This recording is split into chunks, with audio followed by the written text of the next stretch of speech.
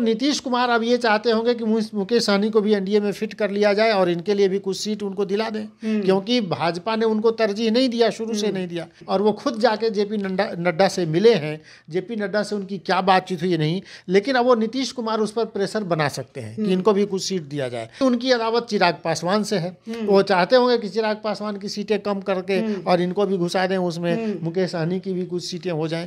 तो नीतीश कुमार की ये बात है। आपको लगता है कि इतना आसान है कि एनडीए में चिराग पासवान को कमजोर किया जा सके मुकेश सहनी को लाकर? मुकेश सहनी जो है वो भरोसेमंद नहीं है, कभी इधर कभी उधर। हाँ, वो उड़ता पंछी हैं। तो नीतीश कुमार उनके गुरु हैं तो मगर नीतीश कुमार तो अपनी गाड़ी तो निकाल ले जाते हैं आगे, ये फंस जाते हैं पीछे। मगर चिराग अगर अड़ियल रवैये पर अड़े रहे कि नहीं हमको इतनी सीट चाहिए और ये चाहिए और वो चाहिए, तो छोड़ भी सकती है भाजपा उनको, क्योंकि भाजपा दबाव में नहीं आने वाली है। और आप इतनी बड़ी हैसियत बिहार की राजनीति में नहीं रखते हैं कि भाजपा को दबा करके या राजद को दबा करके या जदयू को दबा करके राजनीतिक अस्तित्व अपना बचा सकें। हिना साहब का जो बयान है वो आप मान लीजिए कि सीधा सीधा वो दबाव की राजनीति के तहत दिया गया है। टिकट लेने के लिए वो दबाव पैदा करने की राजद पर एक कोशिश है। राजद अगर टिकट दे भी देती है तब भी वो नहीं जीतेंगी वहाँ से, सिवान में, क्योंकि सिवान के लोग अब फिर से उस आतंक राज में जीना नहीं चाहते।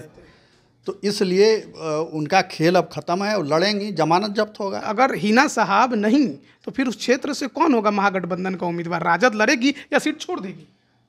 नहीं, राजद के पास कांग्रेस भी है, कांग्रेस को भी सीट दे सकती है, या राजद खुद भी लड़ सकती है। माले भी है, माले का भी तो दावा बनता है वहाँ से। अगर बात राजद से नहीं बनी, निर्दलीय की चर्चा है, तो क्या ओवैसी के सिंबल पर भी मैदान में उतर सकते हैं? मैं यही कह रहा था कि ये जो हिना साहब हैं उनकी एक दो दौर की बातचीत भी हो चुकी है ओवैसी से। नमस्कार, आप लाइव बिहार देख रहे हैं, मैं हूँ राजमोहन तिवारी।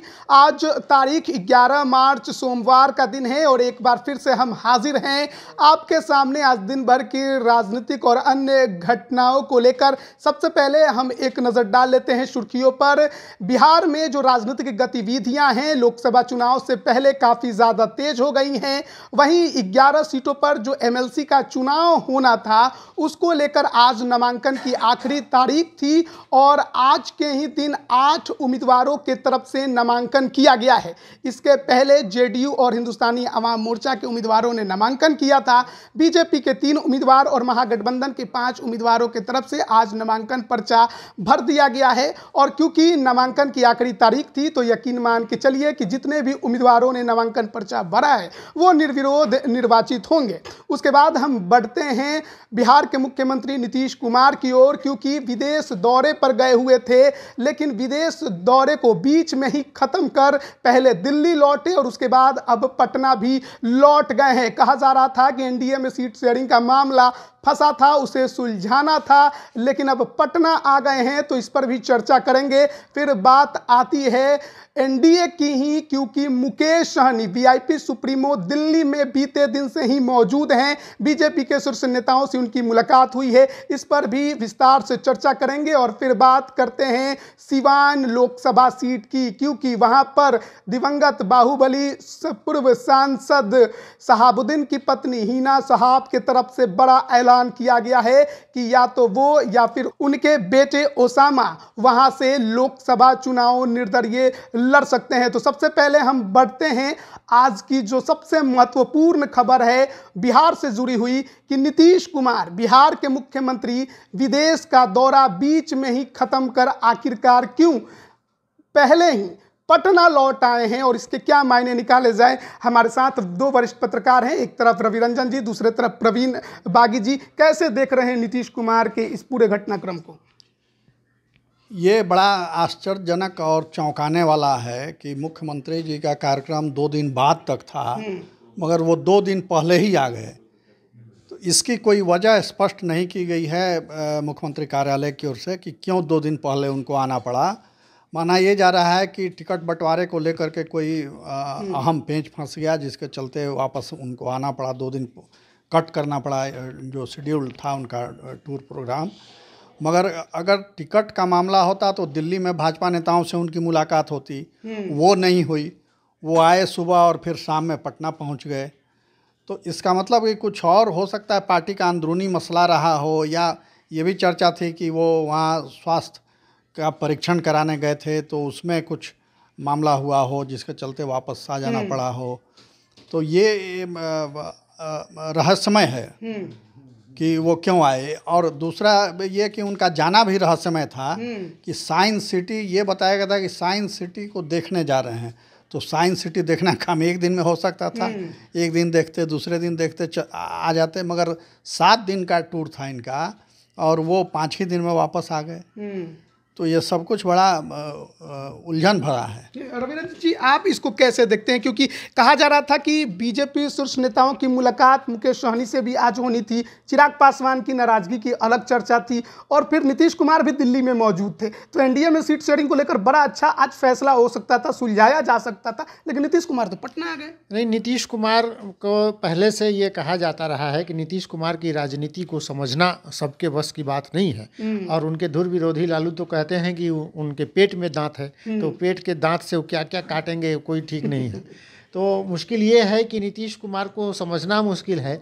लेकिन ये है कि मुकेश सहनी को लेकर जो चर्चा भी इधर 1-2 दिन में छिड़ गई है, असल में उनकी फील्डिंग नीतीश कुमार कर रहे हैं। और नीतीश कुमार के इशारों पर मुकेश सहनी नाचते रहे, पहले से भी मुकेश सहनी उन्हीं के कहने पर राजनीति करते रहे। तो नीतीश कुमार अब ये चाहते होंगे कि मुकेश सहनी को भी एनडीए में फिट कर लिया जाए और इनके लिए भी कुछ सीट उनको दिला दें, क्योंकि भाजपा ने उनको तरजीह नहीं दिया, शुरू से नहीं दिया। एनडीए में वो शामिल होंगे कि नहीं होंगे इस पर असमंजस की रही। और वो खुद जाके जेपी नड्डा से मिले हैं, जेपी नड्डा से उनकी क्या बातचीत हुई नहीं, लेकिन अब वो नीतीश कुमार उस पर प्रेशर बना सकते हैं कि इनको भी कुछ सीट दिया जाए, क्योंकि उनकी अदावत चिराग पासवान से है। वो चाहते होंगे कि चिराग पासवान की सीटें कम करके और इनको भी घुसा दें उसमें, मुकेश सहनी की भी कुछ सीटें हो जाएं। तो नीतीश कुमार की ये बात है। दूसरी की बिहार में मंत्रिमंडल विस्तार को लेकर लगातार ये उनसे सवाल पूछे जा रहे हैं कि कब होगा मंत्रिमंडल विस्तार, कब होगा। आज सम्राट चौधरी ने कहा कि नीतीश जी जैसे ही विदेश दौरा से लौटेंगे तो मंत्रिमंडल के विस्तार के बारे में करेंगे, उनका एक अधिकार है, वो करेंगे।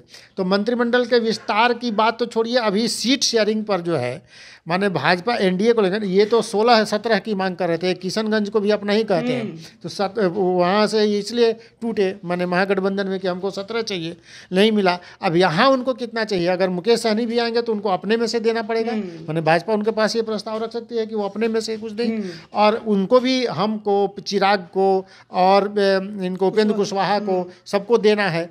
तो दोनों ही बड़ी पार्टियों को अपनी सीटें कम करनी पड़ेंगी, तभी सबका सामंजस्य होगा।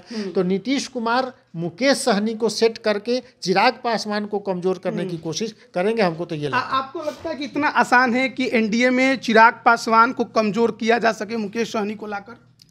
नहीं, चिराग पासवान ने तो सीधा सीधा संकेत दे दिया है कि वो उनका गठबंधन जनता के साथ है। यानी उन्होंने एनडीए को भी नकार दिया है और महागठबंधन को भी नकार दिया, और साफ साफ ये चेतावनी, एक तरह से कहा जाए इसको, चेतावनी दे दी है उन्होंने कि अगर बात नहीं बनी तो वो अकेले चुनाव लड़ेंगे।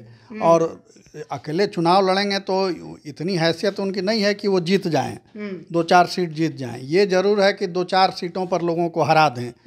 तो ये खेल बिगाड़ने वाली बात होगी कि खेल बिगाड़ दिया, हम नहीं जीते तो क्या हुआ, दूसरे का खेल बिगाड़ दिया।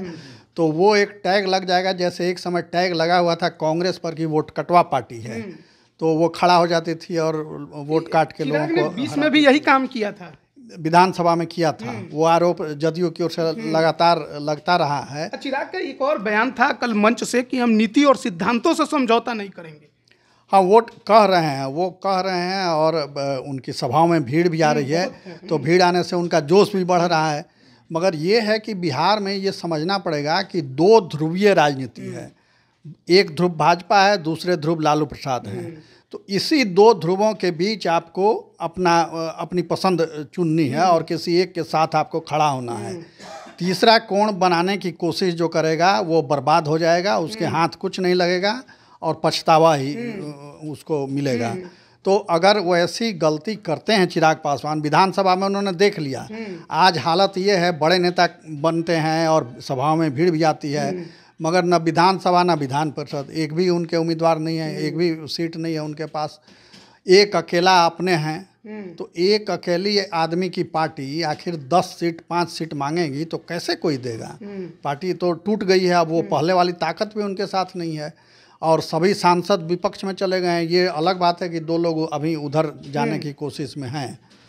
तो चिराग पासवान के लिए बड़ी संकट की स्थिति है और परीक्षा की घड़ी भी तो है। पारस और चिराग में बीजेपी को चुनना हो तो क्या चिराग को छोड़ देगी ऐसे ही इतने लोकप्रिय नेता को? छोड़ देगी, मगर पारस की कीमत पर तो उनको नहीं चुनेगी, क्योंकि पारस ने साथ दिया है और 4 सांसद उसके साथ हैं। तो 4 सांसद साथ हैं तो 4 सांसदों को छोड़ करके पार्टी एक सांसद के साथ तो नहीं जाएगी। वो ये जरूर कोशिश करे कि दोनों के बीच कोई पैचअप हो जाए और एक बीच का रास्ता कुछ निकल जाए कि दोनों संतुष्ट हो जाएं।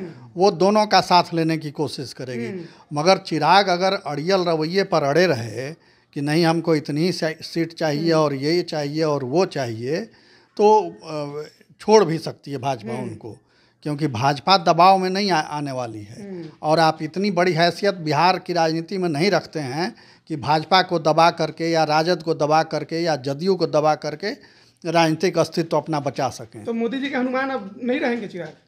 उनको तय करना है कि वो हनुमान रहेंगे कि क्या बनेंगे, ये तय उनको करना है। आपको क्या लगता है मुकेश सहनी, चिराग पासवान और पशुपति पारस, बीजेपी किसके तरफ ज़्यादा झुकाव रखेगी? नहीं, देखिए लोकप्रियता के हिसाब से चिराग पासवान की लोकप्रियता है। रामविलास पासवान का उत्तराधिकार का चिराग पासवान की उनकी लोकप्रियता कहा जाता है नीतीश के विरोध में। हाँ, नीतीश के विरोध में। और जैसा कि नीति और सिद्धांत की जो बात वो कह रहे हैं, वो लगातार कहते रहे हैं कि नीतीश के नीतियों का वो विरोध करते हैं, उनके सिद्धांतों का विरोध करते हैं। नीतीश का व्यक्तिगत तौर पर विरोध नहीं करते। नीतीश सिद्धांत की बात वो कर रहे हैं, वो पॉपुलर नेता भी हैं। और रामविलास पासवान का उत्तराधिकार भी उनके पास है। तो चिराग पासवान को भाजपा छोड़ना नहीं चाहेगी, ये हमको लगता है। दूसरा है कि पशुपति पारस को भाजपा बहुत ज़्यादा तरजीह नहीं देगी, क्योंकि वो उनके जो 4 सांसद उनके साथ हैं वो दरअसल रामविलास पासवान के सांसद हैं। और रामविलास पासवान माने जो पासवान वोटर है, जो दुसाध वोटर जिसको माने वो वोटर चिराग पासवान के साथ है। तो अगर भाजपा को इस वोटर को अपने पक्ष में करना है तो उसको चिराग को अपने पक्ष में करना पड़ेगा। और इसलिए चिराग पासवान के प्रति भाजपा थोड़ी सॉफ्ट जरूर होगी। अब ये देखना होगा कि पासवान पशुपति को कितना दबा सकते हैं। और मुकेश सहनी को अगर लाए कितनी सीटें मिल सकती है? देखिए मुकेश सहनी की माने पिछले चुनाव में, विधानसभा का चुनाव हो चाहे किसी चुनाव में, मुकेश सहनी ने बहुत कुछ करके दिखाया नहीं है। उन्होंने खुद अपनी चुनाव हार गए हैं। मुजफ्फरपुर मल्लाहों का मैंने पूरा इलाका, उत्तर बिहार के उस इलाके में, मैंने गंडक के उस पार चले जाएं, गंगा के उस पार, तो मल्लाहों को 1 सीट तो जरूर देना पड़ेगा भाजपा को। अगर मल्लाहों को सीट नहीं दिए तो उससे 10-11 सीट विधानसभा की प्रभावित हो जाती है। तो इसलिए वो चाहेंगे कि एक मल्लाह को सीट, तो हमको लगता है कि मुजफ्फरपुर की सीट उनको। तो अगर मुजफ्फरपुर की सीट मुकेश सहनी को देनी पड़ी, अजय निषाद का टिकट काटना पड़ेगा बीजेपी को। अजय निषाद का परफॉर्मेंस ऐसे भी ठीक नहीं है। अच्छा। पार्टी संतुष्ट नहीं है उनके काम से, तो हो सकता है कि कुछ उलटफेर हो, अदला बदली हो, कुछ उसमें ये हो, तो ये हो सकता है। मगर ये तय है कि मुजफ्फरपुर की यूनिट क्या चाहती है, बिहार के नेता क्या चाहते हैं, ये महत्व रखता है। और पार्टी जो भी फैसला करेगी वो बिहार इकाई के सहमति से करेगी और सारा गुणा भाग जोड़ घटाव सब किया जाएगा। उसमें अगर फिट बैठेंगे फार्मूले में तो सोशल इंजीनियरिंग, हाँ सोशल इंजीनियरिंग में फिट बैठेंगे तो मिल सकता है, सीट मिल सकती है, कोई दिक्कत नहीं है। लेकिन फील्डिंग नीतीश कुमार कर रहे हैं तो बीजेपी अपना सीट क्यों छोड़ के उनको देगी? यही समस्या है कि ये मुकेश सहनी जो हैं वो भरोसेमंद नहीं है। कभी इधर कभी उधर। हाँ, वो उड़ता पंछी हैं। कभी इस डाल पर कभी उस डाल पर, जहाँ उनको जगह दिखती है, अपना फायदा दिखता है, वहाँ चल जाते हैं। राजनीति हालांकि सब लोग फायदे के लिए करते हैं, मगर वो रणनीतिक भूलें करते रहे हैं। तो नीतीश कुमार उनके गुरु हैं तो मगर नीतीश कुमार तो अपनी गाड़ी तो निकाल ले जाते हैं आगे, ये फंस जाते हैं पीछे। तो ये समस्या है। और आप किसी के पिछलग्गू बन के राजनीति कीजिएगा तो यही दिक्कत होगी। वो अपने फायदे के लिए आपको यूज कर रहा है। दिक्कत दोनों में है। चिराग अकेले दम पे उतरे, किसी के पिछलग्गू ना बने तब भी उनको नुकसान, और पिछलग्गू बने तब भी नुकसान। तो ऐसे में जो युवा नेता हैं बिहार में जो अपना दूरी बनाने की कोशिश कर रहे हैं, उन लोग को करना क्या चाहिए? करना ये चाहिए कि आप जनता के बीच जाइए। चिराग पासवान कितने दिन बिहार में रहते हैं? वो तो दिल्ली वासी हैं। वो तो माने उड़ता पंछी वो भी हैं, उड़ के आते हैं बिहार, कभी 1 दिन 2 दिन रहते हैं फिर चले जाते हैं। तो बिहार में आपको खूंटा ठोक के रहना पड़ेगा, जन समस्याओं को लेकर संघर्ष करना पड़ेगा। भले आप एक चुनाव 2 चुनाव लूज कर जाइए, हार जाइए, अगर लंबी राजनीति करनी है, लंबी रेस का घोड़ा बनना है, तो 2 चुनाव की चिंता आप छोड़ दीजिए और ज़मीन पर काम कीजिए और देखिए रिजल्ट आएगा। आपने कैसे किया, भाजपा का गढ़ थी दिल्ली और आपने उसको ऐसा वहाँ मात दिया कि 2-3 चुनाव से वो लगातार जीत रही है और 2/3 बहुमत से, एक बार तो एक भी सीट किसी को नहीं आई वहाँ। तो उस तरह का आपको संगठन बनाना पड़ेगा, जनता में भरोसा पैदा करना पड़ेगा, कार्यकर्ताओं को अपने साथ जोड़ना पड़ेगा। हवाई से काम नहीं चलने वाला। अब जनता वो नहीं है कि आप लॉलीपॉप दिखला करके और वोट ले करके चले जाइए। तो ये चाहे वो तेजस्वी हों, चाहे मुकेश सहनी हों, चाहे चिराग पासवान हो, सभी नेताओं के लिए ये जरूरी बैठता है। जो राजनीति में अभी पांव जमाने की कोशिश कर रहे हैं, अपने को मजबूत करने की कोशिश कर रहे हैं, उनको इस पर ध्यान देना पड़ेगा। नहीं तो कभी इस पार्टी के साथ लग के, उस पार्टी के साथ लग के आप बर्बाद हो जाएगा। मायावती का उदाहरण सामने है, कितनी सशक्त पार्टी थी और यूपी जैसे जगह पर दलितों को साथ लेकर के उसने कांग्रेस को मात दे दिया, मुलायम सिंह को मात दे दिया और अपनी सरकार बनाई। मगर गलत नीतियों के कारण आज हाशिए पर खड़ी है मायावती, सब लोग छोड़ के भाग रहे हैं। तो वही हालत यहाँ भी होगा। दूसरे खबर की ओर बढ़ते हैं और देखिए बिहार की राजनीति में सिवान जो है हमेशा से चर्चा में रहा है, क्योंकि दिवंगत पूर्व बाहुबली सांसद शहाबुद्दीन का वो क्षेत्र है और उनके परिवार से उनकी पत्नी हिना साहब बीते कई चुनाव से राजद के टिकट पर मैदान पर उतरती रहीं, चुनाव नहीं जीती हैं। लेकिन शहाबुद्दीन के निधन के बाद राजद में किनारे कर दी गई और अब उनके तरफ से ये कहा जा रहा है कि इस बार के लोकसभा चुनाव में वो या फिर उनके बेटे ओसामा चुनावी मैदान में निर्दलीय उतरेंगे। इसको आप कैसे देख रहे हैं? देखिए, हिना साहब तो राजद से उनको कई बार टिकट मिली है और हर बार वो हारी हैं। तो एक तो है कि राजद अब वहाँ पर माने हारने वाले प्रत्याशी को खड़ा करे, तो राजद ने उनसे किनारा कर लिया होगा, तभी उन्होंने ये कहा कि वो निर्दलीय लड़ेंगी। लेकिन महत्वपूर्ण बात है कि हिना साहब खाली हिना साहब नहीं है, चाहे शहाबुद्दीन की पत्नी नहीं है, उससे मुस्लिम वोटर प्रभावित होंगे। और राजद को पूरे बिहार में जहाँ पर चुनाव लड़ना है, अगर हिना साहब ने उनका विरोध करना शुरू किया तो मुस्लिम वोटर उनसे खिसक सकते हैं। तो राजद के लिए ये मुश्किल भरी होगी। भाजपा के लिए तो बहुत आसान हो गया कि वो तो हारने वाली सीट है और भाजपा वहाँ से माने अपना प्रत्याशी जिता लेगा। माले की वो गढ़ है, इस बार माले वहाँ क्या करेगा ये देखना होगा। लेकिन हिना साहब का बेटा अगर खड़ा हुआ माने ओसामा, तो ओसामा को सिवान की जनता का समर्थन, क्योंकि वो भी अपने उसी राह पर जिस राह पर उनके पिता थे और कई क्रिमिनल एक्ट्स में, क्रिमिनल केसेस में उनका नाम है। और नीतीश कुमार की सरकार, खास तौर पे सम्राट चौधरी इस समय जिस तेवर में है, तो नीतीश कुमार की सरकार नहीं चाहेगी कि ओसामा जैसे लोगों को संसद तक चुन के जाए, तो उनको माने बहुत सारा कुछ झेलना पड़ेगा। उनकी पॉपुलैरिटी है माने मुस्लिम मतदाताओं में है। अगर ओसामा हो या हिना साहब हो, अगर निर्दलीय मैदान में आती हैं तो नुकसान तो महागठबंधन का है। एनडीए को तो नहीं, एनडीए को तो सीधा फायदा है। उसमें हम यही कह रहे थे कि सीधा फायदा एनडीए को है, घाटा राजद को है, माने महागठबंधन को है। तो हिना साहब को अगर क्यों उन्होंने कहा कि हम इसका माने है कि उनको नहीं मिला कोई समर्थन की माने महागठबंधन में। अभी जन विश्वास यात्रा पर तेजस्वी यादव थे, सिवान भी गए थे और वहाँ पर उन्होंने कह दिया कि देखिए परंपराओं में बदलाव होने चाहिए, नए चेहरे आने चाहिए। लगा था कि अब बड़े लंबे अरसे के बाद सिवान गए हैं तो शहाबुद्दीन के परिवार से मुलाकात करेंगे, लेकिन मुलाकात भी नहीं किया, गए अपना काम किया, भाषण दिया, चले आए। और शायद यही वजह रही कि अब हिना साहब को पता चल गया है कि उनका पत्ता साफ। बिल्कुल। और तेजस्वी जो हैं वो राजद को बदलने की कोशिश कर रहे हैं। राजद का जो चेहरा बना हुआ है, जो जंगल राज एक शब्द उससे चस्पा हो गया है, उससे वो छुटकारा पाना चाह रहे हैं और राजद को युवाओं की पार्टी बनाना चाह रहे हैं, जो लोगों के रोजगार के लिए चिंता करती है, जो लोगों के समस्याओं को दूर करने के लिए लड़ाई लड़ती है, आरक्षण दिलवाती है। इन सब चीज़ों को अपने पार्टी की पहचान वो बनाना चाहते हैं। उसमें वो परिवार कहीं फिट नहीं बैठता है जो शहाबुद्दीन का परिवार है। और जो हिना साहब का जो बयान है वो आप मान लीजिए कि सीधा सीधा वो दबाव की राजनीति के तहत दिया गया है। टिकट लेने के लिए वो दबाव पैदा करने की राजद पर एक कोशिश है। हिना साहब 3 चुनाव हारी हैं लगातार, 2004, 2009, 2014, फिर 19 का चुनाव, और शहाबुद्दीन के रहते हारी हैं। शहाबुद्दीन थे जेल में थे तब वो हारी, और भाजपा के वो ओम प्रकाश यादव ने हराया, एक बार निर्दलीय भी हराया उनको। तो अब वो बात नहीं है पहले जैसी। पहले तो आतंक के चलते जो विरोधी उम्मीदवार होता था उनका वो प्रचार तक नहीं कर पाता था। लोग डर के मारे वोट उनको देते थे कि नहीं देंगे तो फिर कहर टूटेगा हम पर। वो भय और आतंक अब ख़त्म हो गया है। अब कितना हूँ वो उस अतीत को जीवित करने की कोशिश करें, अब वो संभव नहीं है।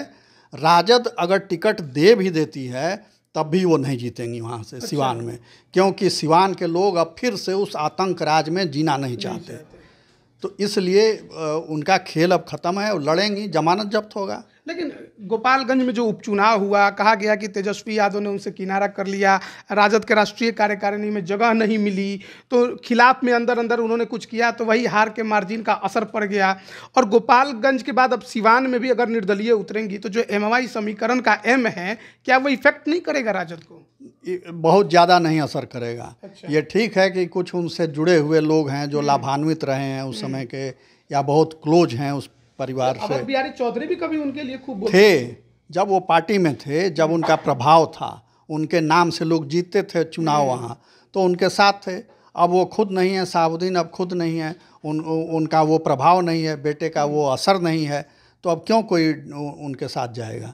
तो मुस्लिम, ठीक है कि वो मुस्लिम हैं, मगर आम मुस्लिम भी नहीं चाहेगा कि फिर से वो खौफ का राज वहाँ पैदा हो। मतलब अगर वो परिवार जीतता है तो लगता है कि डर का साया रहेगा, और उनका बेटा जो है वो उसी राह पर चल पड़ा है। अभी तक तो यही दिखता है कि उस पर कई केस हो जाना, और फायरिंग वायरिंग कहाँ किया, किस गिरोह के साथ टक्कर उसकी हुई। फिर सवाल ये उठता है कि अगर हिना साहब नहीं तो फिर उस क्षेत्र से कौन होगा महागठबंधन का उम्मीदवार? राजद लड़ेगी या सीट छोड़ देगी? राजद के पास कांग्रेस भी है, कांग्रेस को भी सीट दे सकती है, या राजद खुद भी लड़ सकती है। माले भी है, माले का भी तो दावा बनता है वहाँ से। माले विधानसभा में कई विधानसभा क्षेत्र उसके पास है वहाँ से, तो सबका दावा है वहाँ, माले का भी, कांग्रेस का भी, राजद का भी। तो उम्मीदवारों की दिक्कत नहीं है, तय ये करना है कि किसके पास वो सीट जाएगी, किस पार्टी के पास जाती है। पार्टियों के पास नेता मौजूद हैं, वो सीट उनको। आप कैसे देखते हैं जो उम्मीदवारी का जो पूरा बखेड़ा, क्या महागठबंदन में नहीं खड़ा होगा? हाँ बिल्कुल, सिवान सीट को लेकर महागठबंधन में एक है, माने राजद वो चाहेगी कि वो उसकी पुरानी सीट है, तो चूँकि शहाबुद्दीन राजद के बहुत कद्दावर नेता थे, तो वो सीट वो चाहेंगे कि राजद को मिलना चाहिए। लेकिन भाकपा माले ने भी वहाँ पर अपनी मजबूत ताकत बनाई है, तो भाकपा माले का भी दावा उस सीट पर है, कांग्रेस भी दावा करती है उस सीट पर। तो तीनों पार्टियों के बीच लेके असमंजस है। देखिए, मुस्लिम वोटर्स के बीच आजकल एक नया एलिमेंट जो है वो ओवैसी वाला मसला भी है, कि ओवैसी उन जगहों को टारगेट कर रहे हैं जहाँ पर मुसलमान प्रभावित करते हैं वोट। तो बड़ा अच्छा आपने याद दिलाया कि क्या अगर बात राजद से नहीं बनी, निर्दलीय की चर्चा है, तो क्या ओवैसी के सिंबल पर भी मैदान में उतर सकते हैं? मैं यही कह रहा था कि ये जो हिना साहब हैं उनकी 1-2 दौर की बातचीत भी हो चुकी है ओवैसी से। तो हम ये कह सकते हैं कि ओवैसी की पार्टी उनको दे दे, और जिस तरह से मुस्लिम वोटरों का झुकाव ओवैसी की तरफ बढ़ रहा है, तेज़ी से बढ़ रहा है, तो ये सीट ओवैसी के खेमे में जा सकती है। माने हिना साहब उस खेमे में जा सकते हैं। वो चुनाव जीते कि हारे ये तो देखना होगा, लेकिन ओवैसी उनको सीट दे सकते हैं, टिकट दे सकते हैं। कैसे देखते हो, अगर ओवैसी के सिंबल पर आ जाएं तो क्या इफेक्ट पड़ेगा? क्योंकि सीमांचल में तो असर पड़ा है। वोटों का कुछ फर्क पड़ सकता है, मगर जीतेंगे तो नहीं, ये तो तय है कि जीत वहाँ से उनकी नहीं होनी है। जीत एनडीए की ही होगी, एनडीए की ही होगी, एकदम तय लग रहा है, स्पष्ट है। तो एनडीए में भी तो अभी बीजेपी और जेडीयू में चल रहा है, कौन लड़ेगा कौन नहीं लड़ेगा। हाँ, ये डिस्प्यूट है। अभी तो सिटिंग सीट जदयू की है, वो तो जदयू का दावा मजबूत है ज़्यादा, मगर दूसरे नंबर की पार्टी वहाँ भाजपा है। तो अब कैसे तालमेल होता है उसके आधार पर तय होता है। तो इन्हीं दो पार्टियों के बीच ये तय होना है, भाजपा और जदयू के बीच, कि कौन वहाँ से लड़ेगा। तो ज़्यादा मजबूत दावा जदयू का बनता है, क्योंकि जदयू की सिटिंग सीट है, वो सिटिंग सीट है।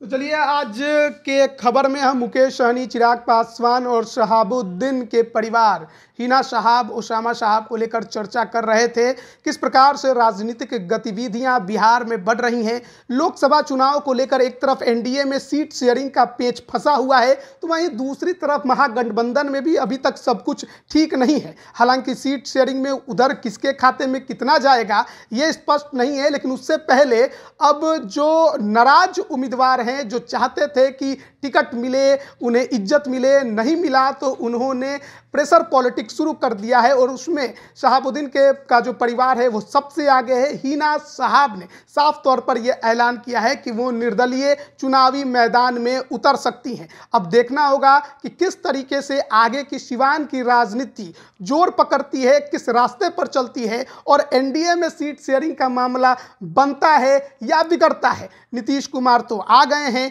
वक्त से पहले आ गए, और उनके आने का असर कितना पड़ता है। क्या मंत्रिमंडल का विस्तार बिहार में जल्द होगा या फिर वही अभी मामला लंबा ही खींचेगा। लोकसभा चुनाव में अब ज़्यादा वक्त नहीं बचा है, ऐलान का इंतजार हर किसी को है, लेकिन उससे पहले सबकी नज़र बिहार में तमाम राजनीतिक पार्टियों पर टिकी हुई है। आप क्या राय रखते हैं, कमेंट करके ज़रूर बताएं। आप सभी का बहुत बहुत धन्यवाद। लाइव बिहार यूट्यूब पर सब्सक्राइब और फेसबुक पर लाइक जरूर करें।